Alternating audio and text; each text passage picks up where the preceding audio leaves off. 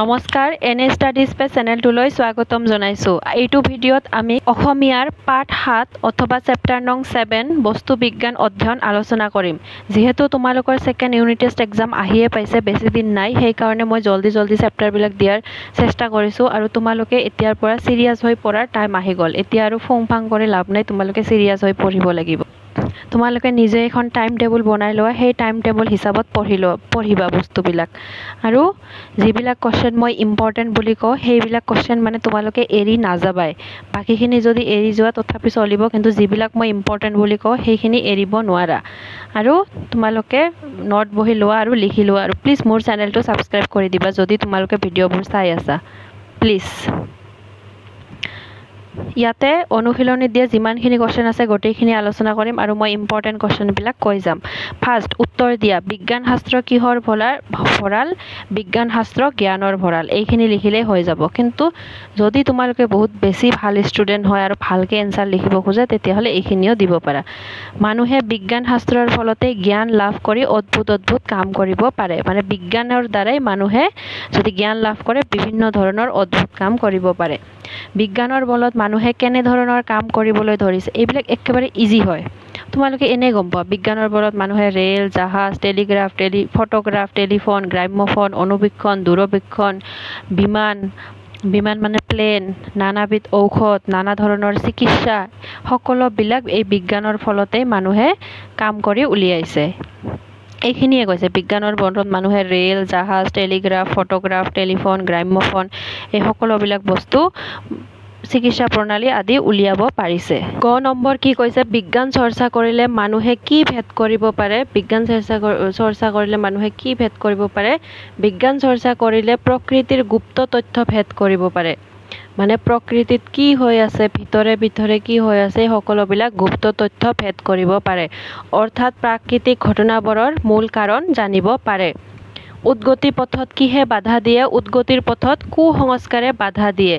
ধন গোলক কিহৰ মায়া বুলি মানুহে বিশ্বাস কৰে? ধন গোলক মানুহে ভূত প্ৰেতৰ মায়া বুলি বিশ্বাস কৰে। তাৰপিছত হাতীয়ে গা লৰালে কি হয় বুলি কয়? আগতে মানুহে ভাবিছিল ভূমিকম্প হ'লে মানে হাতীয়ে গা লৰালে। বিজ্ঞানৰ জ্ঞান নথকাৰ বাবে মানুহে বহুতো অন্ধবিশ্বাস আৰু কুসংস্কাৰ মানি চলে। এনে কিছুমান মানুহে পৃথিৱীখন হাতীৰ পিঠিত আছে বুলি বিশ্বাস কৰে। সেই হাতীয়ে গা লৰালে ভূমিকম্প হয় বুলি বিশ্বাস কৰে। তোমালোকে এইখিনি লিখিলেও হ'ব। এনে কিছুমান মানুহে পৃথিৱীখন হাতীৰ পিঠিত আছে বুলি বিশ্বাস কৰে আৰু সেই হাতীয়ে গা লৰালে ভূমিকম্প হয় বুলি বিশ্বাস কৰে। তোমালোকে পৰীক্ষাত যদি এইখিনি মনত নাথাকে, ডাইৰেক্ট দিবা যে হাতীয়ে গা লৰালে ভূমিকম্প হয়। বিজ্ঞান শিক্ষাৰ পৰা কি জনা যায়? বিজ্ঞান শিক্ষাৰ পৰা প্ৰকৃতিত ঘটি থকা ঘটনাবোৰৰ কাৰণসমূহ জনা যায়।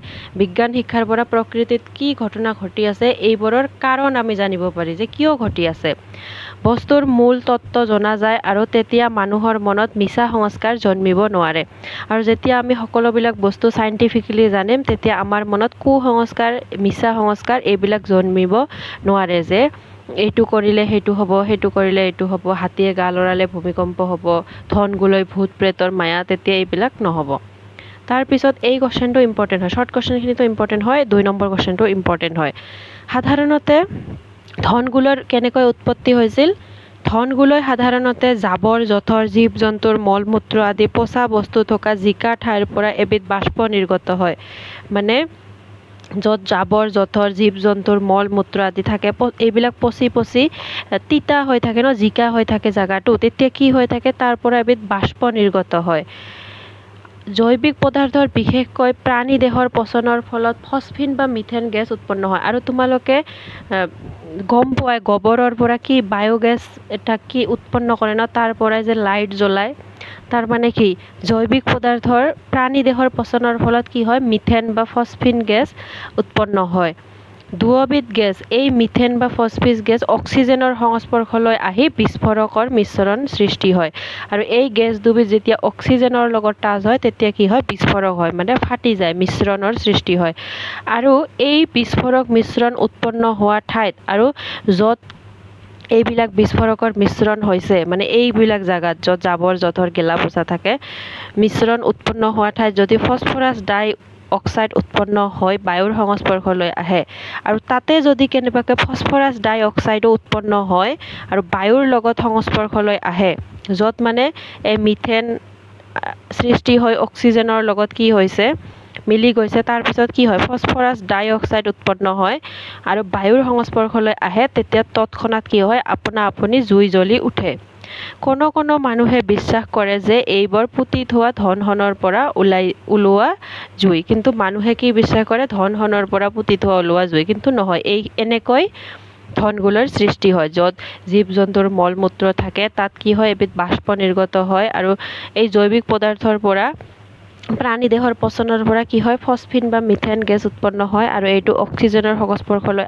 আহি ফসফৰাছ ডাই অক্সাইড উৎপন্ন হয় আৰু এইটো যেতিয়া বায়ুমণ্ডলৰ সংস্পৰ্শলৈ আহে তেতিয়া আপুনি জুই জ্বলি উঠে 2 নম্বৰটো বহুত ইম্পৰ্টেণ্ট হয় 3 নম্বৰটো ইম্পৰ্টেণ্ট হয় প্ৰতিধ্বনি কেনেকৈ হয় চমুকৈ লিখা কিন্তু প্ৰতিধ্বনিটো তোমালোকে নপঢ়িলেও এক্সামত লিখিব পাৰিবা যেতিয়া আমি বন্ধ কোঠাত থাকো চিঞৰিলে শব্দটো এই মানে কোঠাটোৰ ৱালত গৈ ধাক্কা লাগি আমালৈ মানে আমাৰ পিনে আকৌ এবাৰ ঘূৰি আহে এইটোৱে কি হয় প্ৰতিধ্বনি আমি বন্ধ ডাঙৰ খালী কোঠা এটাত চিঞৰিলে আমি কৰা শব্দটো শুনাৰ পিছ মুহূৰ্তত আকৌ এবাৰ আমাৰ অনুৰূপ শব্দ এটা শুনিবলৈ পাওঁ চাবাচোন এটা খালী বন্ধ কোঠা চিঞৰি তাৰপিছত শব্দটো নিজে শুনিবলৈ পাবা এয়াই হৈছে প্ৰতিধ্বনি আৰু এইটোকে কি বুলি কয় প্ৰতিধ্বনি আমি কৰা শব্দটো বন্ধ কোঠাৰ বেৰৰ কঠিন অংশত খুন্দা খাই প্ৰতিফলিত হৈ আমাৰ ওচৰলৈ পুনৰ ঘূৰি আহে তেনেদৰেই প্ৰতিধ্বনিৰ সৃষ্টি হয় মানে বন্ধ কোঠাত ৱাল যে থাকে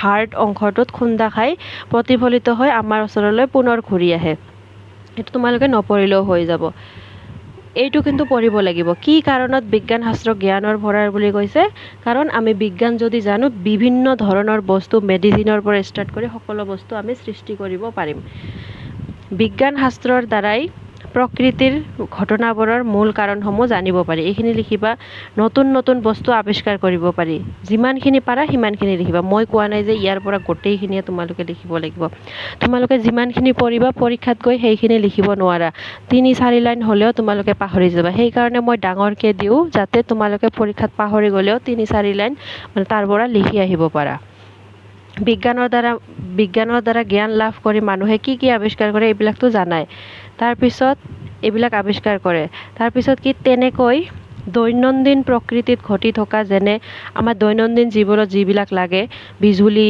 বজ্ৰপাত মানে যিবিলাক ঘটি থাকে দৈনন্দিন জীৱনত বিজুলী বজ্ৰপাত ভূমিকম্প প্ৰতিধ্বনি ইত্যাদি এইবিলাকৰ আমি কি কৰিব পাৰো ঘটনাবোৰৰ মূল কাৰণ উলিয়াব পাৰি যে বিজুলী কিয় হৈছে বজ্ৰপাত কিয় হয় যিবোৰ ঘটনা আমি দেখি আচৰিত হওঁ বা আনন্দিত হওঁ এই সকলোবোৰ কথাৰে প্ৰকৃতিৰ গুপ্ত তথ্য ভেদ কৰি ইয়াৰ মূল কাৰণবোৰ জানিব পাৰি যিবোৰ ঘটনা দেখি আমি আচৰিত হওঁ যে ৰামধেনু ওলাইছে তাৰপিছত ঝৰ্ণা এইবিলাক চাই আমি আচৰিত হওঁ আনন্দিত হওঁ এই সকলোবোৰৰ মানে কি কেনেকৈ ওলাইছে কিহৰ কাৰণে ওলাইছে এইবিলাক আমি জানিব পাৰি কেৱল বিজ্ঞান চৰ্চাৰ যোগেদি হেহে বিজ্ঞান শাস্ত্ৰক জ্ঞানৰ ভঁৰাল বুলি কোৱা হয় বিজ্ঞানবিদসকলে শব্দ তত্ত্ব নিৰূপণ কৰি কি আৱিষ্কাৰ কৰিছে শব্দ তত্ত্ব নিৰূপণ কৰি বিজ্ঞানবিদসকলে কি আৱিষ্কাৰ কৰিছে শব্দ তত্ত্ব নিৰূপণ কৰি বিজ্ঞানবিদসকলে শব্দ তত্ত্ব নিৰূপণ কৰি টেলিফোনেৰে এঠাইৰ পৰা আন এঠাইলৈ নিব পাৰিছে শব্দক ধৰি ৰাখি ফোনোগ্ৰাফ গ্ৰামোফোন ৰেডিঅ' আদি আৱিষ্কাৰ কৰিব পাৰিছে শব্দ তত্ত্ব নিৰূপণ কৰি এইবিলাক কৰিব পাৰিছে টেলিফোনৰ সহায়ত এঠাইৰ পৰা আন ঠাইলৈ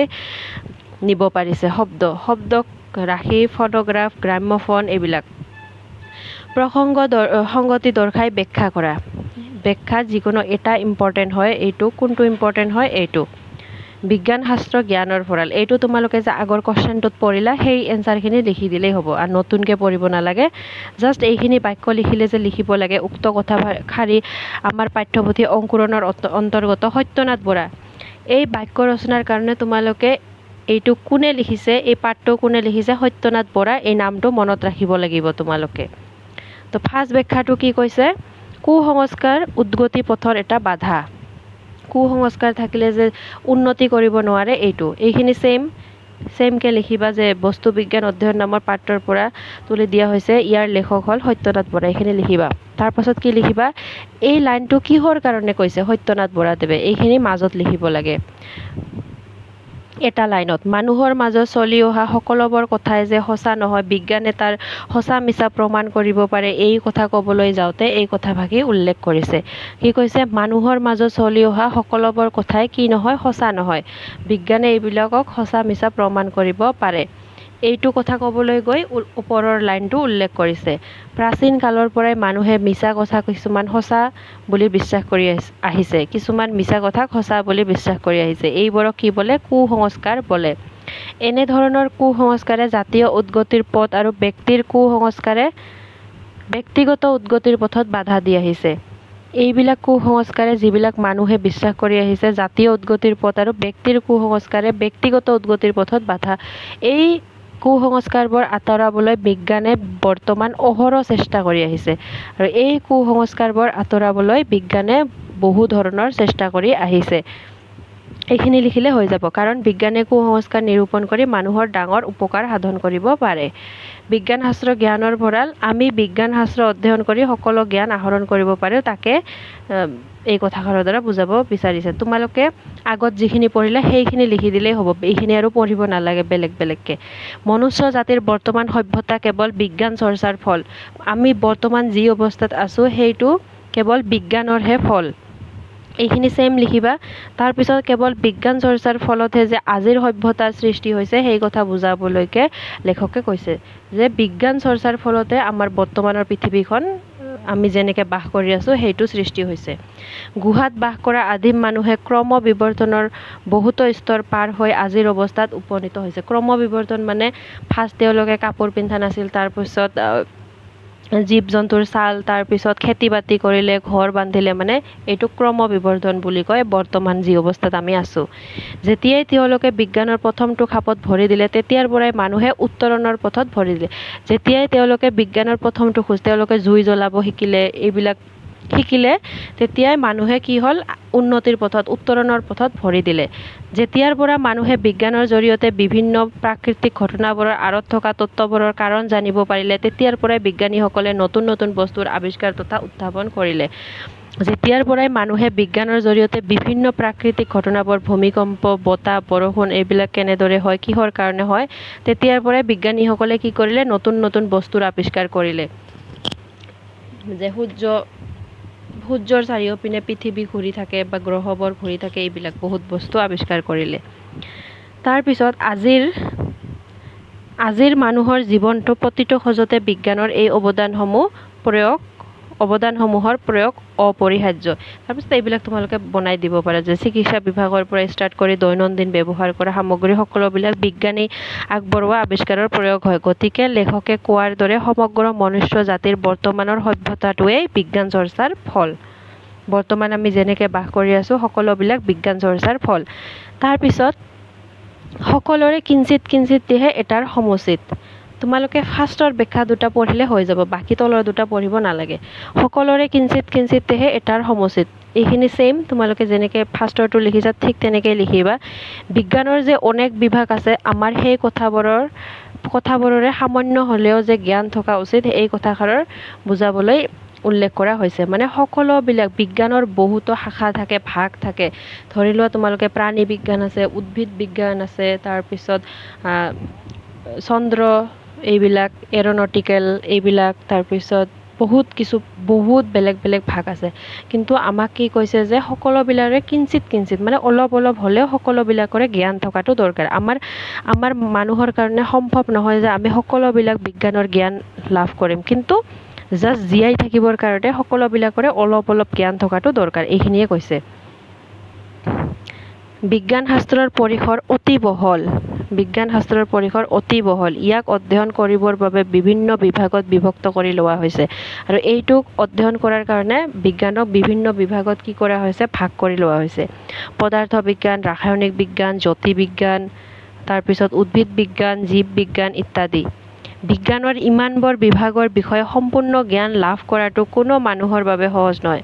বিজ্ঞানৰ এই গোটেইবিলাক বিষয়ৰ বিষয়ে মানে জ্ঞান লাভ কৰাটো কোনো এজন মানুহৰ বাবে সহজ নহয়। আগৰ বিজ্ঞানবিদ পণ্ডিতসকলৰ একোজনে একোটা বিষয়ৰ বিজ্ঞানহে চৰ্চা কৰিছিল। মানে আগৰ যিবিলাক পণ্ডিত আছিল তেওঁলোকে কি কৰিছিল, যিকোনো এটা বিষয় বাছি লৈছিল আৰু চৰ্চা কৰিছিল। কিন্তু এটা বিষয়ৰ সম্পূৰ্ণ জ্ঞান লাভ কৰিবলৈ হ'লেও সকলো বিষয়ৰে অলপ অলপ জ্ঞান থাকিব লাগিব। এই কথাষাৰকে লেখকে ইয়াত বুজাব বিচাৰিছে যে এটা বিষয়ৰ ওপৰত আমি যদি জ্ঞান লাভ কৰিব বিচাৰোঁ, তথাপিও আমাৰ সকলো ভাষাৰে অলপ অলপ হ'লেও জ্ঞান থকাটো দৰকাৰ। তাৰপিছত বহলাই লিখা, অলপ ডাঙৰকৈ লিখিব কৈছে। পাঠৰ আলমত কুসংস্কাৰৰ দৃষ্টান্ত কেইটামান উল্লেখ কৰা আৰু কি কৰিলে সমাজৰ পৰা কুসংস্কাৰবোৰ দূৰ কৰিব পাৰি। মানে পাঠত যিবিলাক কুসংস্কাৰ উল্লেখ কৰিছে সেইবিলাক আমাক লিখিব কৈছে আৰু সমাজৰ পৰা কুসংস্কাৰ কেনেদৰে দূৰ পাৰি। তোমালোকে পাঠত কি আছে, ধনগুলৈৰ কথা কৈছে যে মানুহে ভাবে যে যদি শণ ৰূপ পুতি থোৱা হয় তাৰ পৰা কি হয়, ধনগুলৈ সৃষ্টি হয়, নাইবা ভূত প্ৰেত। তাৰপিছত আৰু কি, হাতী গা লৰালে ভূমিকম্প হয়। এইবিলাক কুসংস্কাৰ। বহুতো চহা মানুহে ধনগুলৈক প্ৰেতৰ মায়া বুলি বিশ্বাস কৰে। কিছুমান মানুহে পৃথিৱীখন এটা হাতীৰ পিঠিত থকা বুলি বিশ্বাস কৰে আৰু সেইবাবে হাতীয়ে গা লৰালে ভূমিকম্প হয়। ইয়াতকৈও গুৰুত্বৰ বিষয়ত মানুহৰ কুসংস্কাৰ আছে আৰু ইয়াতকৈও মানে চিৰিয়াছ বিষয়ত আছে। ইয়াৰে এটা দৃষ্টান্ত হ'ল আগৰ দিনৰ কিছুমান মানুহৰ মাজত সতীদাহ প্ৰথা, কুপ্ৰথা। ইয়াতকৈও চিৰিয়াছ বিষয়টো হ'ল আগৰ দিনত মানুহে কি কৰিছিল, সতীদাহ প্ৰথা। যদি হাজবেণ্ডটো মৰি যায়, ৱাইফজন যদি একেবাৰে সুস্থ থাকে তথাপিও সেইখন মানে কি হয়, চিতাতে জুই জ্বলাই দিয়ে, মানে একেলগে জ্বলাই দিয়ে। এইটো কিমান ডেঞ্জাৰ এবাৰ ইমাজিন কৰা। বিজ্ঞান শিক্ষা লাভ কৰিলে মানুহৰ সমাজৰ পৰা এই কুসংস্কাৰবোৰ দূৰ কৰিব পাৰি। আৰু কেনেকৈ আঁতৰাব পাৰি, বিজ্ঞান শিক্ষা লাভ কৰি। বিজ্ঞানে মানুহৰ মনত জ্ঞান জন্মায় আৰু ইয়াৰ দ্বাৰা সঁচা মিছা ভাল বেয়া ন্যায় অন্যায় বুজিব পাৰে। বিজ্ঞানে কি কৰে, মানুহৰ মনত জ্ঞান জন্মায় আৰু ইয়াৰ দ্বাৰা সঁচা মিছা ভাল বেয়া ন্যায় অন্যায় বুজিব পাৰে। বিজ্ঞান শাস্ত্ৰ অধ্যয়নৰ এটা ঘাই বিষয়। বিজ্ঞান শাস্ত্ৰ অধ্যয়নৰ এটা ঘাই বিষয়, মানে বিজ্ঞান শাস্ত্ৰ আমি অধ্যয়ন কৰাটো বহুত জৰুৰী। যুক্তিৰে তোমাৰ মতামত দাঙি ধৰা। বিজ্ঞান শাস্ত্ৰ অধ্যয়নৰ এটা ঘাই বিষয় এই কাৰণেই যে ইয়াক অধ্যয়ন কৰিলে আমি প্ৰকৃতিৰ কি কৰিব পাৰোঁ, গুপ্ত তত্ত্ব ভেদ কৰিব পাৰি, অৰ্থাৎ প্ৰাকৃতিক ঘটনাবোৰৰ মূল কাৰণ জানিব পাৰি।